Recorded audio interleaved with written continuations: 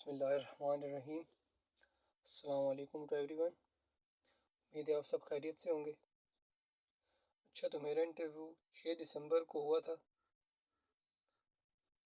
मेरे साथ 3 दोस्त थे, हम तीनों इकट्ठे गए थे इंटरव्यू देने। तो आज मैं अपना आपसे इंटरव्यू एक्सपीरियंस शेयर करने लगा हूँ।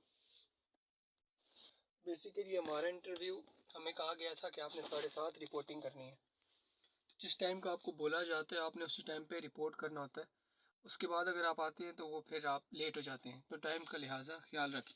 अच्छा, हमारे सबसे पहले हमसे वो डॉक्यूमेंट देखा गया कि आपका इंटरव्यू है। हमें मास्क दिया गया, जिसके पास मास्क नहीं था, और एक कार्ड दिया, और आपसे CNIC हमसे CNIC ले ली और हमें कार्ड दे दिया। फिर हमें अंदर इजाज़त दी गई। हम अंदर गए तो जो जिसमें हमारा इनिशियल टेस्ट हुआ था उसके ऊपर एक हॉल होता है, उस एग्ज़ामिनेशन हॉल के अंदर हमें बिठाया गया।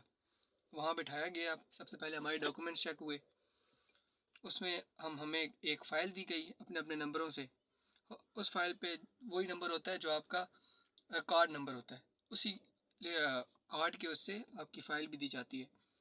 तो जैसे मेरा 8 नंबर था तो मुझे फ़ाइल भी 8 नंबर दी गई।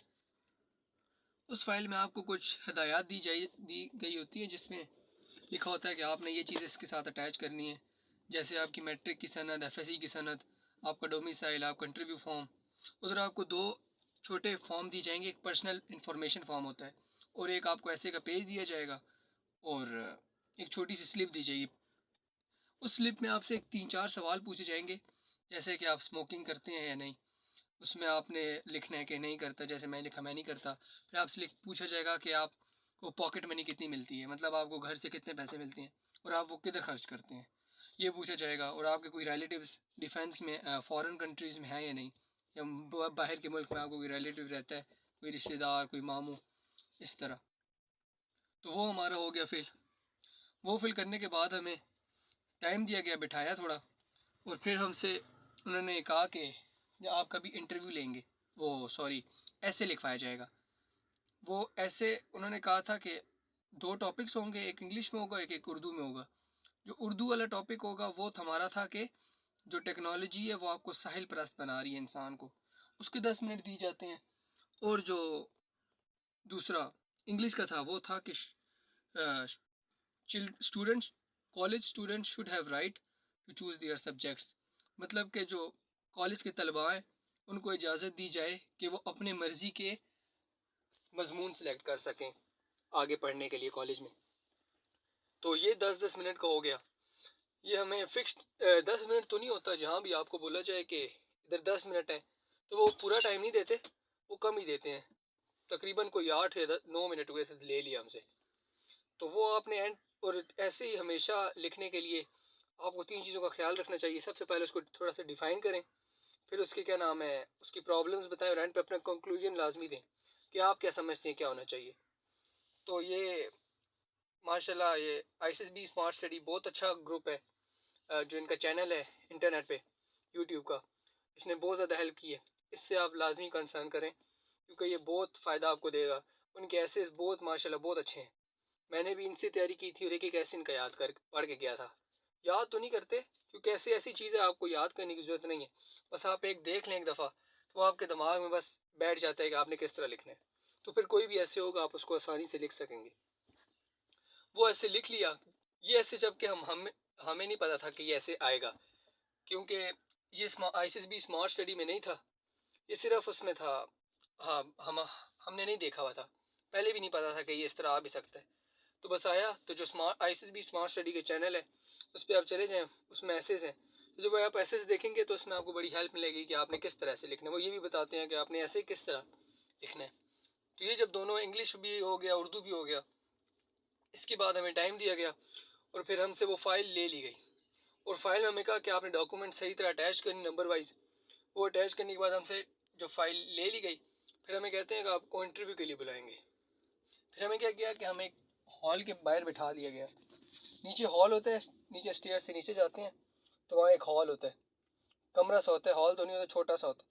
वहाँ एक कोई तकरीबन 46 के 47 बच्चा था, हाँ 47 बच्चे थे।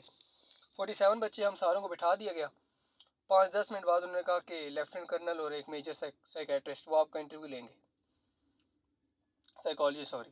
तो वो उन्होंने कहा कि ये दोनों आपका इंटरव्यू लेंगे, आप लोग इधर बैठ जाएं। हमें बिठाया, हमने इंतज़ार किया। तो एक आगे छोटी सी वो लगी होती है, टाइमर लगा होता है। तो वो जिस जिसको बुलाते हैं तो वहाँ उधर रैंडम बुलाते हैं। पहले नंबर जैसे हमारा आया जी 46 आया, फिर आया 2 आया, फिर 4 आया, फिर 6 आया, फिर 10 आया, फिर 15 आया। इस तरह मतलब रैंडम बुला रहे थे। कोई उनके कोई वो नहीं था कि सीक्वेंस नहीं होता, वो किसी को भी बुला सकते हैं। तो लिहाजा हमें रेडी रहना चाहिए कि अभी भी हमारा नंबर आ सकता है। तो मेंटली तौर पे आप रेडी रहें कि आपका कभी भी नंबर आ सकता है। तो मेरा जो नंबर आया था वो बहुत लेट आया था, क्योंकि आपको पता है कि 2 शिफ्ट्स होती हैं।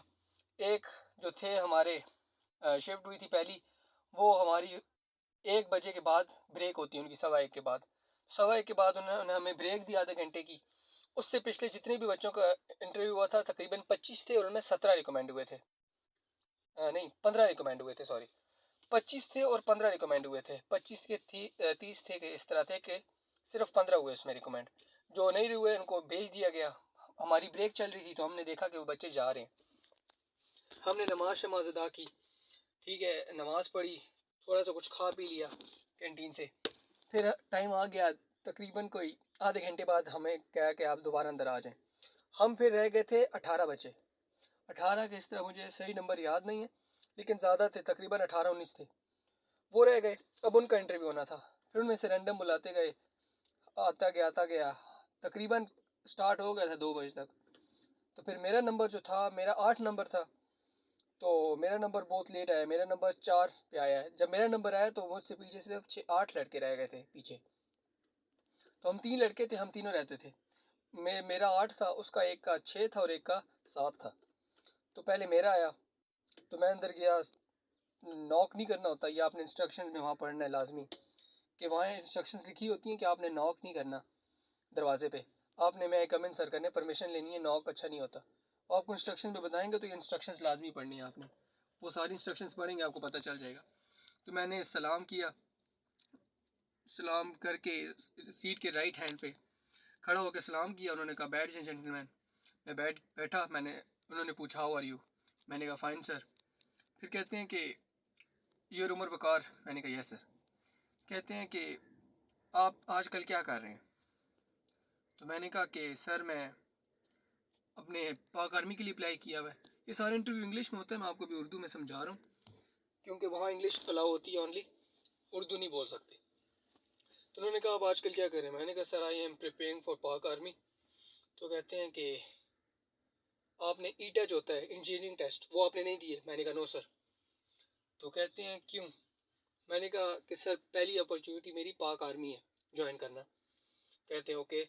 फिर कहते हैं कि आपने 1 साल ज़ाया कर दिया, मतलब ना, क्योंकि आपने इंजीनियरिंग यूनिवर्सिटी में टेस्ट नहीं दिया तो आप तो 1 साल ज़ाया कर बैठे हो। मैंने कहा नहीं सर, मैंने कहा कि नहीं सर, इंशाल्लाह I will apply next course जो ईटा के होंगे, जो नेक्स्ट साल या नेक्स्ट ईयर अनाउंस किए जाएंगे। कहते हैं अच्छा। तो कहते हैं आपने फिर ये साल क्या करना है? मैंने कहा सर मुझे उम्मीद है कि मैं रिकमेंड हो जाऊँगा इस कोर्स में इंशाल्लाह। मैंने उनको ये बोला डायरेक्ट, इंग्लिश में ही बोला ना कि I hope that I will be recommended in this course इंशाल्लाह। फिर वो थोड़ा हैरान हो गया। उसने हैरानी से पूछा अच्छा तो आपने तैयारी क्या की है इसके बारे में? मैंने कहा सर मैंने अपने जनरल नॉलेज अच्छा किया है, मैंने अपनी पर्सनैलिटी पे वर्क किया है, अच्छा मैंने अपना कॉन्फिडेंस बिल्डअप किया है, मैंने न्यूज़ सुनी है दुनिया के बारे में और ये वो। फिर कहता है ठीक है। फिर कहता है कि आप मॉर्निंग वॉक पे बोलें। अब वो लेक्चरेट ज़्यादातर बच्चों से करवाते हैं, वो कहते हैं कि इस टॉपिक पे बोलें। तो आपको कॉन्फिडेंटली बोलना है, रुकना नहीं है। आप अगर 3 सेंटेंस भी बोल लेते हैं ना बिल्कुल अच्छे और कॉन्फिडेंट और स्मूथ, मतलब बीच में ना रुकें, तो वो आपको रिकमेंड करेंगे। मैंने सिंपल 4 सेंटेंस बोले थे। फर्स्ट ऑफ ऑल मैंने उनको बोला कि सर जो morning walk is a good habit for us and it is very essential for us. दूसरा सेंटेंस मैंने बोला कि people get relieves from their worries, मतलब पीपल जो होते हैं, जो लोग होते हैं, उनको अपनी परेशानियों से राहत मिलती है जब वो एक सुबह की वॉक करते हैं, सुबह चलते हैं। फिर तीसरा सेंटेंस मैंने बोला कि इससे जो होता है कि जो ये हो गया, वरीज आपकी चली जाती हैं, मतलब आप रिलैक्स फील करते हैं। फिर मैंने बोला कि it is a source of happiness and freshness for people, कि ये एक फ्रेशनेस लोग फील करते हैं। फिर आखिरी सेंटेंस मैंने बोला कि हमें भी वो मॉर्निंग वॉक करनी चाहिए ताकि हम फिट और हेल्दी रह सकें। तो मैंने ये कॉन्फिडेंटली 5-6 लाइनें बोली, एंड पे अपना कंक्लूजन दिया। ये आपने ध्यान रखना है कि जब भी आपसे इंटरव्यूअर होगा, वो आपसे बात करे तो आपने उसी की तरफ देखना है, इधर उधर नहीं देखना। उसके आंखों में आंखें डाल के, ज़्यादा आंखें मतलब ज़्यादा आई कांटेक्ट भी अच्छा नहीं होता, लेकिन उसी के साथ आपने इंगेज रहना है। बाकी जो मेजर साइकेट्रिस्ट या साइकोलॉजिस्ट बैठा हुआ है, वो आपसे जब बात करेगा तब आपने उसकी तरफ देखना है। ये कह दिया मैंने, कहा डैट्स इट सर। कहता थैंक यू बेटा, यू कैन गो। फिर मैं दोबारा उठा, मैंने फिर राइट हैंड से खड़ा हुआ और सलाम किया। सलाम करके, और हाँ ये याद रखें कि आप जब दरवाज़ा एंट्रेंस में, आप दरवाज़ा बहुत अच्छे तरीके से बंद करेंगे, ये मुझे पता है कि आप लोग सारे इस तरह बिहेव करेंगे कि अच्छा हो। लेकिन जब आप वापस जा रहे होते हैं ना, तो ज़रूरी नहीं है कि आपके, जैसे हमारे साथ एक बच्चा था, उसका इंटरव्यू अच्छा नहीं हुआ था, तो उसने क्या किया कि जब वो वापस आ रहा था तो उसने दरवाज़ा सही तरह बंद नहीं किया। मतलब वो खोला